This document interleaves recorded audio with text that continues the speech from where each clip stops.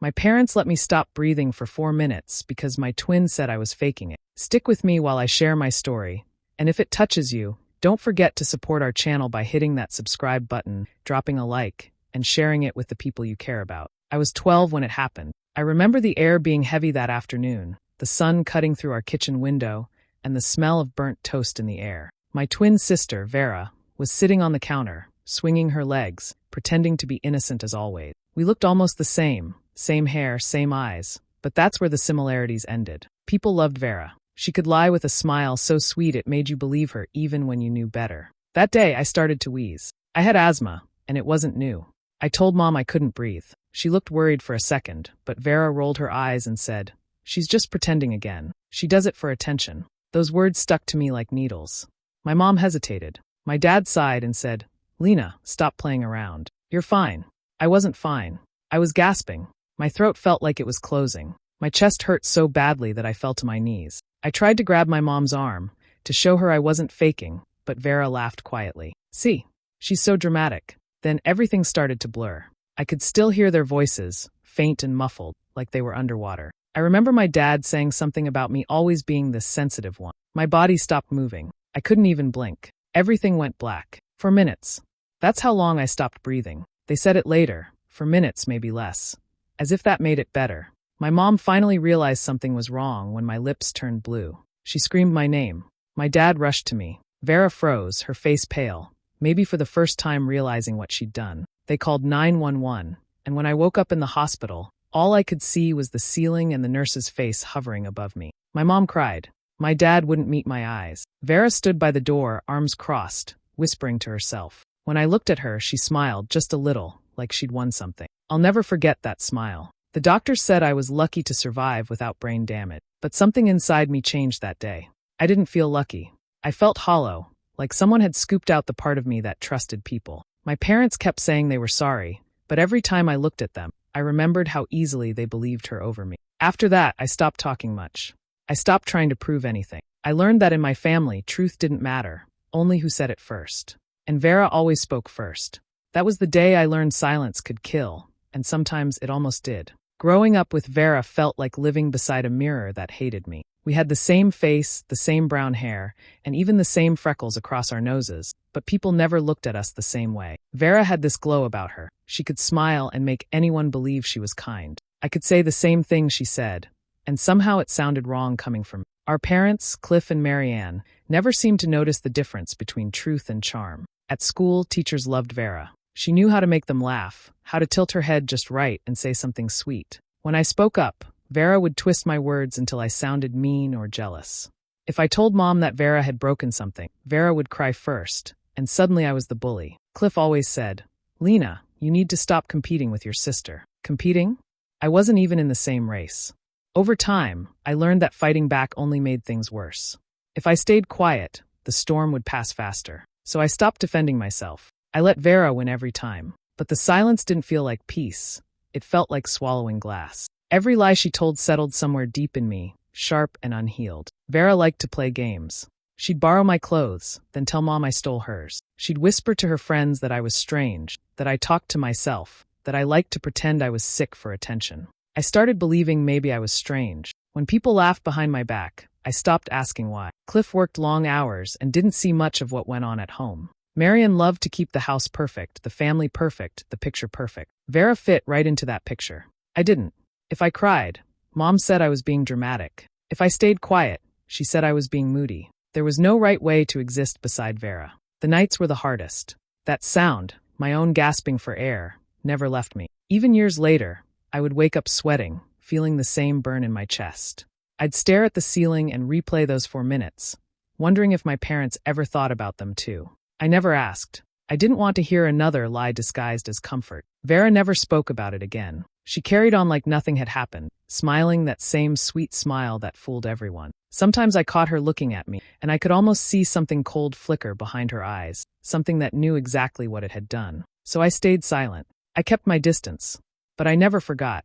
The world saw 2 matching girls, but I knew better. We were twins, yes, same shell, same shadow. But inside, we were made of entirely different things. Hers was light everyone could see. Mine was the darkness she helped create.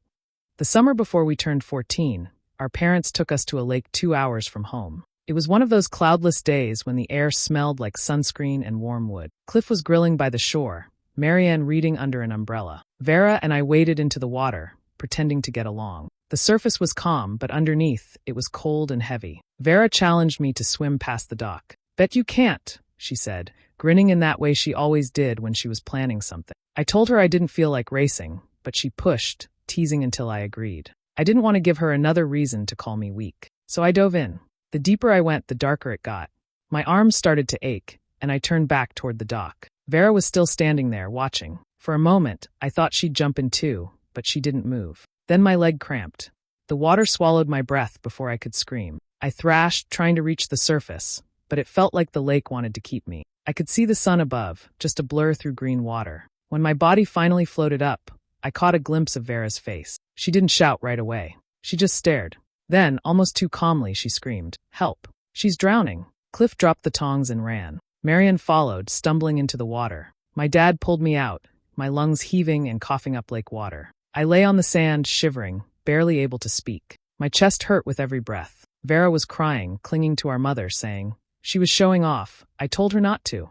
Marianne held her close and said, "You poor thing, that must have been so scary." Nobody looked at me. When I tried to explain, the words came out broken. My dad told me I needed to stop being reckless. "You could have scared your sister to death," he said. Vera buried her face in his shirt, pretending to sob. I watched her from the corner of my eye, water dripping down my chin, and realized she was shaking, but from laughter she was trying to hide. That night, my throat still raw, I woke up to voices from the hallway. Vera's whisper floated through the crack in the door. "She does these things for attention," she said softly. My mother murmured something back, something that sounded like agreement. I stared into the dark, unable to cry.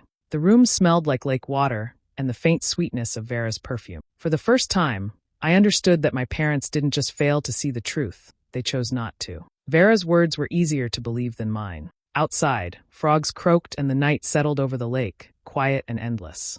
I listened to my own heartbeat and wondered if it would have been easier if I hadn't come back up at all. High school changed everything, though not in the way I hoped. By then, Vera had become the kind of girl people noticed without understanding why. She walked down the hall, and people parted like she carried her own light. Teachers adored her, boys fought to sit beside her, and even adults treated her like she was born for something special. I learned to move quietly through the same halls, head down, keeping to the edges. Art was the only place I felt seen. The art room smelled like turpentine and old paper, and it was where I met Mr. Rylan. He was new, young, and spoke to me like I mattered. When he saw one of my sketches, a portrait of a reflection fractured across glass, he didn't ask who it was. He just said, "You draw like you've lived twice." That was the first time anyone noticed what I carried. I started staying after school to work on projects. He'd walk around, giving quiet suggestions, never prying too much. He told me about a scholarship that could take me to an art program out of state. I remember going home that day, actually smiling. Vera noticed, of course. She always noticed.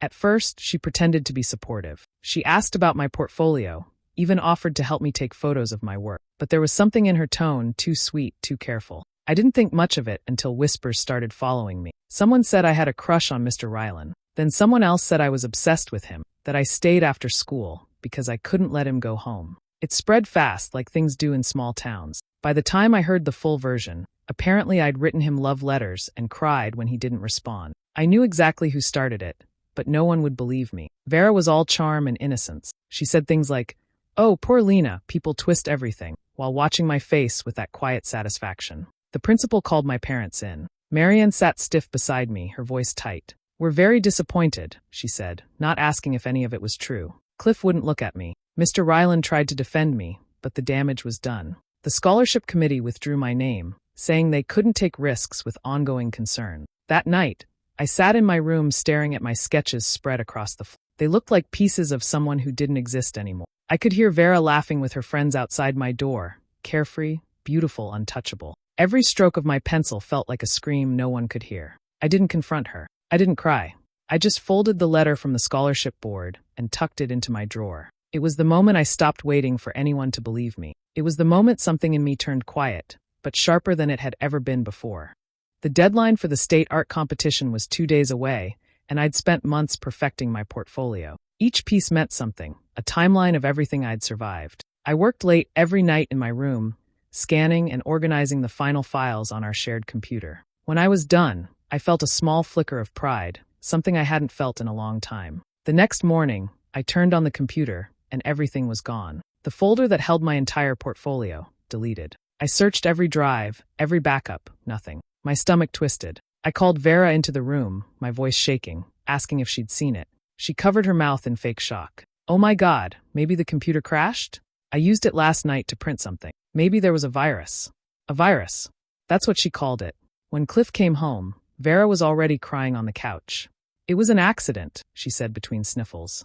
I feel so awful. Marian stroked her hair, whispering, It's okay, sweetheart, these things happen. I stood there, staring at them, unable to believe how easily they fell into her story again. When I tried to speak, Marian cut me off. Lena, stop shouting. We can't fix this by getting angry. But I wasn't shouting. My voice barely rose above a whisper. They just didn't want to hear it. That night, I sat in the dark, replaying everything. Her fake tears, my parents' blind comfort, the empty folder on the screen. My chest felt heavy, but not the same kind of hurt as before. This was something colder. Something that didn't burn, it froze. Through the wall, I could hear Vera humming. She always hummed when she thought she'd won. The sound made my hands clench so hard my nails left marks on my palm. I walked to her door, the carpet soft under my feet, the air still. I stood there for a long time, listening to her soft laugh over a phone call. I could picture her lying in bed, smiling, talking about how poor Lena lost her mind again. My throat tightened, but I didn't cry. I leaned close to the door, close enough to smell the faint scent of her perfume, and whispered so quietly that only I could hear it. You took 4 minutes from me. Now I'll take years from you. I didn't mean violence. I meant something slower, more certain. She had taken my trust, my art, my name, every piece of me she could reach. But she'd never understand patience. That would be my weapon. When I walked back to my room, the moonlight hit the blank canvas on my desk. I picked up a pencil and drew the outline of 2 faces, one smiling, one hollow eye. It wasn't a plan yet, just a promise. I'd stop trying to prove the truth. From now on, I'd make her see it herself. Leaving home felt less like running away and more like stepping out of a cage. I didn't tell anyone my plans until the day before I left. Cliff tried to sound proud, Marian cried, and Vera smiled like she was watching her favorite show come to an end. I hugged them one last time, pretending the air wasn't thick with unspoken things. By morning, I was gone. No forwarding address, no calls, no messages. College was 3 states away, a small campus surrounded by pines and quiet street. Nobody there knew me or her. For the first time, I could breathe without wondering what lie was being told in the next room. I signed up for psychology classes because I wanted to understand people, how they thought, what they feared, why they could hurt someone and still sleep at night. My professors talked about personality patterns, control, manipulation, projection. Every lesson felt familiar, like I'd already lived the examples in my own house. At night, I stayed up reading case studies about charmers and liars. The words didn't heal anything, but they gave names to what I'd lived through. I started seeing Vera not as a monster, but as a pattern, a collection of choices, each one built on the last. Knowing that made me feel stronger. She wasn't magic anymore. She was predictable. The years passed quietly. I worked part-time, kept my head down, graduated early, and moved again. Every new place felt like another layer between us. But even distance couldn't erase her voice from my head. Sometimes I'd hear it in the hum of a grocery store fridge or the rhythm of rain against glass. Soft, mocking, always one step ahead. One night, sitting in my tiny apartment, I found myself writing her name on a scrap of paper. It wasn't anger this time, it was focus. I wrote a sentence beneath it, something she'd once said when we were kids. Mom says you cry to get attention. Seeing those words again made something click. She'd always used words to twist reality. Maybe now I could use them to undo her. I bought a box of plain stationery and a set of envelopes without return labels. The first letter was short, just one line. Do you still dream about the lake? I mailed it to her childhood address, unsure if she still lived there. A week later, I sent another. I remember the dress you wore the day I stopped breathing. It wasn't about scaring her. Not yet. It was about reminding her of what she'd buried. Every sentence was a mirror, reflecting a truth she'd long erased. I imagined her opening the envelopes, her hands trembling, her perfect calm cracking just a little. Each letter carried a piece of me she thought she'd destroyed. By the time I sent the 4th, I realized something. I wasn't haunted anymore. I was the haunting. 10 years slipped by before I saw that house again. It looked smaller, the paint a shade duller, the yard unkept in places where Cliff once trimmed every blade to perfection. I stood at the edge of the driveway, suitcase in hand, the autumn wind pulling at my hair. He was gone. A heart attack, sudden quiet. Marianne's voice on the phone had been thin and careful when she told me. Vera will be here too, she'd added, like a warning disguised as comfort. The door opened before I could knock. Vera appeared, draped in black silk, her face arranged into the perfect mix of sadness and grace. Lena, she said softly, as if we were old friends meeting for coffee. Her arms opened for a hug she didn't mean. I let her pull me close, her perfume sharp and artificial. When she stepped back, I caught the glint of a diamond on her hand. Engaged? I asked. Derek Holt, she said, smiling like the name was a trophy. He wanted to come, but business. Her tone carried just enough regret to sound convincing. Inside, the air felt trapped in time. The same photographs lined the hallway. Vera's school awards, Vera's pageant crowns, Vera smiling beside our parents.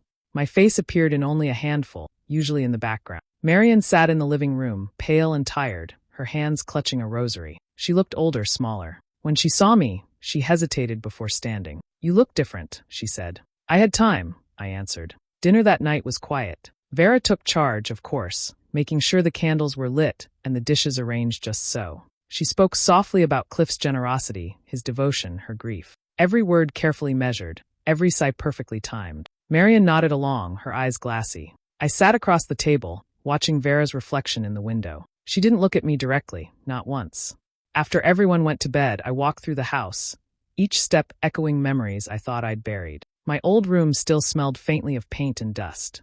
On the dresser sat a cracked photo frame, one of the rare pictures of both of us smiling. I turned it face down. Down the hall, I heard Vera's voice through the door. She was on the phone, her tone lighter now, the grief stripped away. Yes, the will's being handled. No, she won't be a problem, she said, her voice low, confident. I stood there for a moment, then walked back to my room without a sound. In the mirror, I barely recognized myself. Steady eyes, calm face, no tremor in my hand. The years had carved the fear out of me. Vera still played her perfect part, but I could see the cracks beneath the polish. Tomorrow, the arrangements would begin. Family, lawyers, goodbyes. But tonight it started quietly, deliberately. The plan I'd carried for years was no longer an idea. It was here, breathing beside me. The night of the memorial dinner, the house was filled with low voices and the clinking of dishes. Marianne insisted on making Cliff's favorite meal, though she barely touched her plate. Vera played hostess, gliding between guests, smiling through her practiced sadness. Derek sat beside her, polite but distant, his hand resting on the table rather than on hers. I stayed quiet, watching from across the room, waiting. When the neighbors left, only the four of us remained. The candlelight flickered across the table, throwing soft shadows over Vera's perfect face. She poured herself another glass of wine, her voice gentle as she spoke about loss and healing. Dad would want us to move forward, she said. He always said family should stay close. I smiled slightly. You mean like when we were kids? She glanced at me, her expression unreadable. Of course. We were inseparable. That's one word for it, I said, my tone casual. I still remember that day by the kitchen window. The day I stopped breathing. The sound of silverware froze. Marianne's eyes darted between us, her lips parting as if to change the subject, but I kept my gaze steady on Vera. She laughed softly, swirling her wine. Lena, that was years ago. You really want to bring that up now? I do. I was just wondering, what made you say I was faking? Her smile twitched. Oh, come on. You can't still be holding on to that. You were barely dying. Mom said you were acting. The words slipped out too fast, too sharp. The room went silent. Even the ticking clock on the wall seemed to stop. Derek's fork fell onto his plate. He looked at her, disbelief flooding his face. You what? He asked quietly. Vera blinked, realizing too late what she'd said. It was a joke, she said quickly, her voice rising. You know how kids exaggerate things. Marianne's hands trembled. Vera, enough, she whispered. That's not something you joke about. Vera's charm faltered. I didn't mean, she's twisting this. She turned to Derek, reaching for his arm, but he pulled away. You laughed about your sister almost dying, he said. What kind of person does that? Her face flushed red. You don't understand. She always. No, I interrupted softly. You don't get to rewrite it this time. For a moment, no one spoke. The sound of the wind outside filled the silence, brushing against the windows like breath. Marianne stood abruptly, mumbling something about cleaning up, but her movements were shaky. Derek pushed his chair back, his expression cold. I need some air, he muttered before walking out the door. Vera sat frozen, her mask slipping piece by piece. The perfect poise she'd carried all evening began to crumble, her eyes darting toward me like she was seeing a ghost. I met her gaze without blinking. I told you, I said quietly, some truths don't stay buried forever. She didn't answer. The only sound left was the faint crackle of the candles as they burned low, reflecting the first real fear I'd ever seen in her eyes. The next morning, the air felt different, still expectant. I called Vera early, my voice calm and almost kind. We should talk, I said. No more pretending. Let's meet where it all started. She hesitated, then agreed. Maybe she thought she could smooth things over before Derek left for good. Maybe she still believed she could control the story. The drive to the lake was quiet. The sky was pale gray, and the trees leaned over the road like they were listening. When we arrived, the water looked exactly as it had that summer, still deep waiting. Vera stood at the edge, arms folded, her engagement ring catching the dull light. So this is about your grudge, she said. It's about truth, I answered. She rolled her eyes. You love dramatics. You always did. I was a kid, Lena. We both were. You almost drowned because you didn't listen. I stepped closer, the wind tugging at my coat. I almost drowned because you wanted to watch me disappear. Vera's mouth twisted into something halfway between a smile and a sneer. You really think I cared that much? You were never that important. Her words hit with the same precision they always had. But this time, they didn't pierce. They simply landed and vanished, powerless. I walked past her and stood ankle-deep in the water. It was colder than I remembered. The ripples spread outward, carrying bits of light across the surface. Do you ever think about it? I asked softly. The 4 minutes? She scoffed. You're unbelievable. You dragged me out here to guilt-trip me? Grow up. I took another step. The water reached my knees. No, I wanted to see if you'd do the same thing twice. Her brows furrowed. What's that supposed to mean? I met her eyes, then let my foot slip on the slick stones beneath me. The fall wasn't hard, but it was sudden. My body vanished beneath the surface. The shock of the cold stole my breath, and for a moment, everything was soundless. I opened my eyes underwater and saw the light fractured above, her silhouette frozen at the edge, unmoving. Seconds stretched. I surfaced halfway, gasping, catching a glimpse of her face. Her hands twitched, but she didn't move closer. She looked exactly as she had back then, watching, waiting for someone else to act first. I let myself sink again, just long enough for the panic to flicker across her expression. Then I stood, water streaming down my face, and waded toward the shore. She stumbled back, eyes wide, pale as the sky. Why didn't you help? I asked quietly. I didn't know what you were doing, she stammered, voice cracking. Yes, you did, I said. The silence that followed was heavier than the lake itself. Her reflection quivered beside mine, two faces distorted by ripples, one terrified, one calm. I walked past her, leaving her staring at the water, trapped in the reflection of the moment she could never undo. Weeks passed after the lake, but the silence between us grew louder than any argument we had ever had. Vera tried calling a few times, her messages clipped and brittle. I never answered. I didn't need to. Word spread fast in our small town. Derek left her within a month. He couldn't stand the whispers, the glances at restaurants, the way people lowered their voices when she walked in. The cruel twin, they called her. I didn't start it, but I didn't stop it either. Marion called once to tell me Vera wasn't doing well. She barely eats, she said softly. She keeps asking if you'll forgive her. I didn't know what to say. Forgiveness wasn't something I had left. It wasn't anger anymore either. It was something quieter, emptier, like the space left after a storm passes. I moved into a small apartment by the coast and started writing. At first, I didn't know what it was, a confession, a memoir, maybe just a way to breathe again. But as the pages filled, I realized it wasn't about revenge. It was about telling the truth without needing anyone's permission. Every word was a piece of the silence I'd carried for years, finally given shape. I wrote about the lies, the fear, the way it felt to stop breathing and still not be believed. I didn't name her, or our parents. I didn't have to. The story belonged to me now. When it was done, I printed a single copy and tucked it into an envelope. On the front, I wrote one line, for the other twin. I mailed it to her old address, knowing she would find it. A few weeks later, Marion sent another message. She read it, she said. She's been quiet ever since. That night, I couldn't sleep. I kept thinking about the lake, the stillness of it, how it never changed no matter what we did. I drove there at dawn, the world still gray with mist.